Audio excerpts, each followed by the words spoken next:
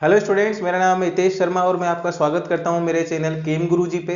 तो आज का जो मेरा वीडियो होने वाला है वो स्पेशली हिंदी मीडियम स्टूडेंट्स के लिए है। और आज हम जो टॉपिक स्टार्ट करने वाले हैं उसका नाम है रासायनिक बलगतिकी, कक्षा 12 का चैप्टर नंबर 4। ठीक है, सबसे आसान और सबसे इंपॉर्टेंट चैप्टर है। इसका बोर्ड में वेटेज है 4 मार्क्स का।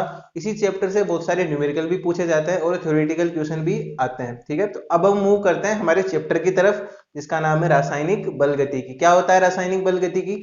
रासायनिक बल गतिकी का मतलब है रसायन विज्ञान की वह शाखा, ध्यान से सुनिएगा, रसायन विज्ञान की वह शाखा जिसमें हम क्या करते हैं, जिसमें हम अभिक्रिया की दर या अभिक्रिया के वेग के बारे में अध्ययन करते हैं। मतलब अभिक्रिया का वेग क्या है, किस वेग से अभिक्रिया हमारी संपन्न हो रही है। दूसरा हम पढ़ते हैं रासायनिक अभिक्रिया की क्रियाविधि के बारे में। और तीसरा हम पढ़ते हैं उन कारकों के बारे में जो रासायनिक अभिक्रिया की दर पे या रासायनिक अभिक्रिया के वेग पे अपना प्रभाव डालते हैं। मुख्यतः वो कारक कौन कौन से हैं? मुख्यतः वो कारक है ताप है, सांद्रता और उत्प्रेरक। ठीक है, इसके बाद में और भी बहुत सारे कारक हम पढ़ेंगे जब हम इस टॉपिक के बारे में डिटेल से स्टडी करेंगे। लेकिन मेनली ये तीन फैक्टर, ये तीन कारक ऐसे हैं जो किसी भी रासायनिक अभिक्रिया के वेग को बढ़ा सकते हैं या क्या कर सकते हैं, कम कर सकते हैं। ठीक है, रासायनिक बल गतिकी की परिभाषा पढ़ने के बाद में अब हम ये जानते हैं कि क्यों रसायन विज्ञान में रासायनिक बल गतिकी चैप्टर को पढ़ाया जाता है, रासायनिक बल गतिकी को पढ़ने का आखिर महत्व क्या है। ठीक है, तो एक बात ध्यान से सुनना, आपको पता है किसी भी रासायनिक अभिक्रिया, किसी भी केमिकल रिएक्शन का जो लास्ट रिजल्ट होता है वो क्या होता है, उसका उत्पाद होता है, उसका प्रोडक्ट होता है। अब भाई जब इंडस्ट्रियल लेवल पे, औद्योगिक स्तर पे हमें कोई चीज बनानी है तो वो रासायनिक अभिक्रिया से बनेगी। तो अगर हम किसी रासायनिक अभिक्रिया के वेग को बढ़ा दें तो हमें प्रोडक्ट की प्राप्ति, उत्पाद की प्राप्ति जल्दी हो जाएगी।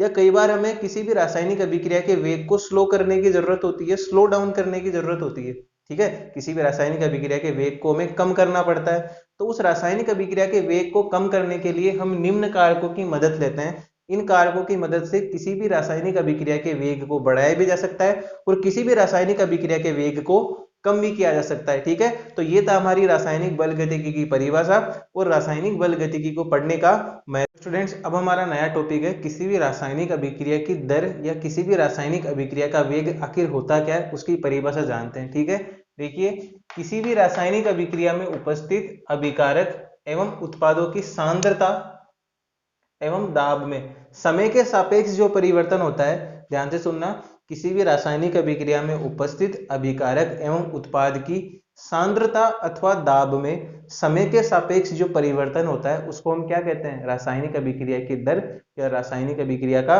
वेग। अब आपको एक बात ध्यान रखनी है, यहाँ पे मैंने एक वर्ड काम में लिया है सांद्रता। ठीक है, सांद्रता वर्ड किस केस में हम काम में लेंगे, जब हमारा अभिकारक, जब किसी भी रासायनिक अभिक्रिया में उपस्थित हमारा अभिकारक एवं उत्पाद जलीय अवस्था में होता है। ठीक है, जब किसी भी रासायनिक अभिक्रिया में उपस्थित अभिकारक एवं उत्पाद जलीय अवस्था में होते हैं तो सांद्रता में समय के सापेक्ष परिवर्तन क्या होता है, अभिक्रिया की दर। लेकिन एक बात याद रखना, दूसरा वर्ड मैंने काम में लिया है दाब। तो किसी भी रासायनिक अभिक्रिया में उपस्थित अभिकारक एवं उत्पाद यदि गैसीय अवस्था में हो, ठीक है, यदि किसी भी रासायनिक अभिक्रिया में उपस्थित अभिकारक एवं उत्पाद गैसीय अवस्था में उपस्थित हो तो हमें सांद्रता की जगह किसको मेजर करना है, हमें सांद्रता की जगह किसको मेजर करना है, दाब। तो अब किसी भी रासायनिक अभिक्रिया में उपस्थित अभिकारक एवं उत्पाद के दाब में समय के सापेक्ष परिवर्तन क्या होता है, रासायनिक अभिक्रिया की दर या रासायनिक अभिक्रिया का वेग। ठीक है, आपको पता है, आपने आइडियल गैस लॉ पढ़ा है, पीवी इक्वल्स टू क्या होता है, एनआरटी, जहां पे पी का मतलब है प्रेशर, इसका मतलब है दाब, वी का मतलब है वॉल्यूम, वॉल्यूम का मतलब क्या होता है, आयतन, एन का मतलब क्या होता है, नंबर ऑफ मोल्स, मोल की संख्या, आर का मतलब क्या होता है, गैस नियतांक, और टी का मतलब क्या होता है, टेम्परेचर, टेम्परेचर का मतलब क्या होता है, ताप। तो यदि मैं v को इधर लेके आऊं तो ये क्या बनेगा, P equals to n V upon R T. ठीक है, अब आपको पता है जो सांद्रता होती है, सांद्रता क्या होती है, मोल अपॉन मोल बटे आयतन। सांद्रता क्या होती है, मोल बटे आयतन। एन का मतलब है मोल, वी का मतलब है आयतन, इसका मतलब है, मैं यहाँ पे क्या लिख सकता हूँ, सी, सी का मतलब क्या होता है, सांद्रता। तो P equals to C R T. ठीक है, तो इसका मतलब R क्या है, गैस नियतांक, R मेरा है गैस नियतांक, टी क्या होता है मेरा, ताप, केल्विन में। अब मुझे पता है यहाँ पे गैस नियतांक भी नियत है और ताप भी नियत है। यदि ये दोनों नियत है तो ये जो मेरा दाब है वो किसके समानुपाती होता है, सीधा सांद्रता के। ठीक है, तो यदि मेरे उत्पाद और अभिकारक यदि गैसीय अवस्था में हो तो मैं सांद्रता की जगह किसको काम में लूंगा, मैं दाब को काम में लूंगा, प्रेशर को काम में लूंगा। ठीक है, तो स्टूडेंट्स अभिक्रिया की दर या अभिक्रिया के वेग की बेसिक डेफिनेशन पढ़ने के बाद में अब हमारा जो अगला टॉपिक है वो क्या है, वेग या दर के आधार पर रासायनिक अभिक्रिया के प्रकार। ठीक है, रासायनिक अभिक्रिया के वेग के आधार पर रासायनिक अभिक्रिया को कितने भाग में वर्गीकृत किया गया है।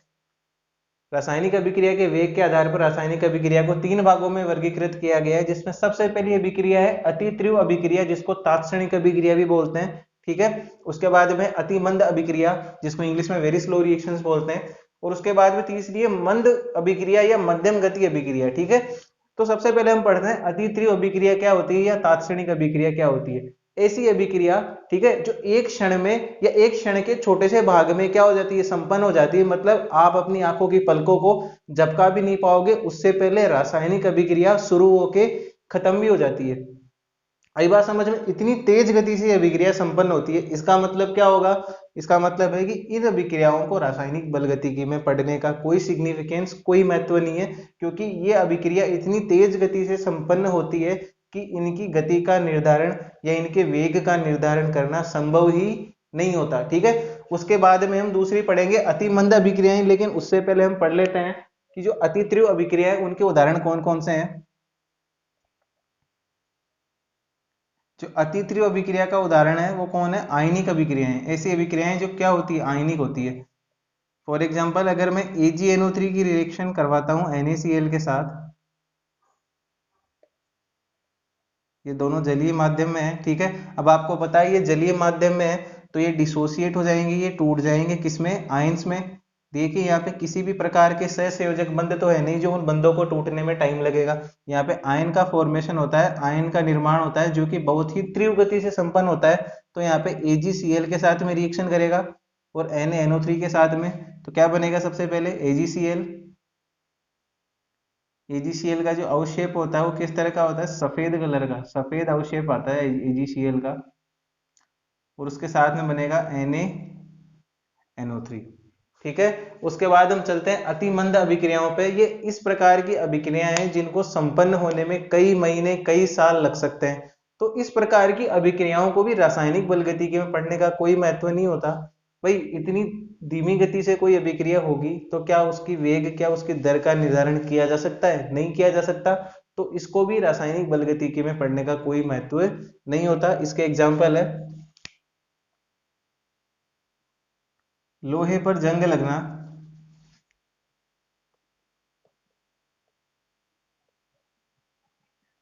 लोहे पर जंग लगना, कार्बन का हीरे में रूपांतरण,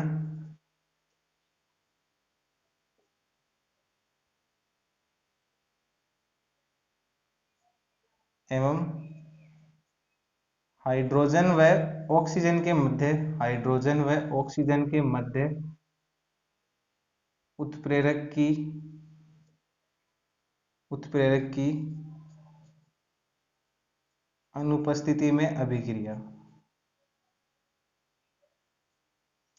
ठीक है, तो अति तीव्र अभिक्रियाओं और अति मंद अभिक्रियाओं, दोनों ही प्रकार की अभिक्रियाओं को रासायनिक बल गतिकी में पढ़ने का कोई महत्व नहीं होता, क्योंकि दोनों ही प्रकार की अभिक्रियाओं में दर का या वेग का निर्धारण संभव नहीं होता। ठीक है, अब जो हमारी तीसरी प्रकार की अभिक्रिया है जिसको हम बोलते हैं मंद अभिक्रिया या मध्यम गति की अभिक्रिया, ये अभिक्रिया ना तो बहुत ज्यादा तेज गति से संपन्न होती है और ना ही बहुत धीमी गति से संपन्न होती है। इन अभिक्रियाओं का जो वेग या इन अभिक्रियाओं की जो गति होती है वो मध्यम गति की होती है। मतलब इन अभिक्रियाओं को संपन्न होने में थोड़ा टाइम लगता है। ठीक है, इसका मतलब इन अभिक्रियाओं की वेग या दर का निर्धारण किया जाना संभव होता है। इसके उदाहरण है आणविक अभिक्रियाएं, इसका उदाहरण है आणविक अभिक्रियाएं। तो जितनी भी आणविक अभिक्रियाएं होंगी सभी मध्यम गति से संपन्न होगी और सभी प्रकार की आणविक अभिक्रियाओं की दर का निर्धारण या वेग का निर्धारण करना संभव होता है। फॉर एग्जाम्पल अगर मैं नाइट्रोजन की हाइड्रोजन के साथ रिएक्शन कर रहा हूं तो अमोनिया का निर्माण होता है। This is called Haber process, इसको हेबर प्रोसेस बोलते हैं, जो कि अमोनिया निर्माण की विधि है। ठीक है, अब आपको पता है भाई, जब अभिकारक अभिकारक के बंध टूटेंगे, ठीक है, तो नए बंधों का निर्माण होगा, और नए बंधों का निर्माण होगा तभी किसका निर्माण होगा, उत्पाद का निर्माण होगा। तो नाइट्रोजन नाइट्रोजन के बीच में ट्रिपल बॉन्ड है, त्रिबंध है, तो उनको टूटने में थोड़ा टाइम लगेगा। इसी तरह से जो तीन हाइड्रोजन है उनके बीच में जो एकल बंध है उनको टूटने में टाइम लगेगा, यहाँ पे सहसंयोजक बंध है। और उसके बाद में फिर नाइट्रोजन और हाइड्रोजन के बीच में नए बंध बनेंगे, जिससे कि अमोनिया का निर्माण होगा। तो यहाँ पे बंध निर्माण में भी कुछ समय लगता है। इसका मतलब है इस प्रकार की आणविक अभिक्रियाओं की गति का निर्धारण या वेग का निर्धारण संभव होता है।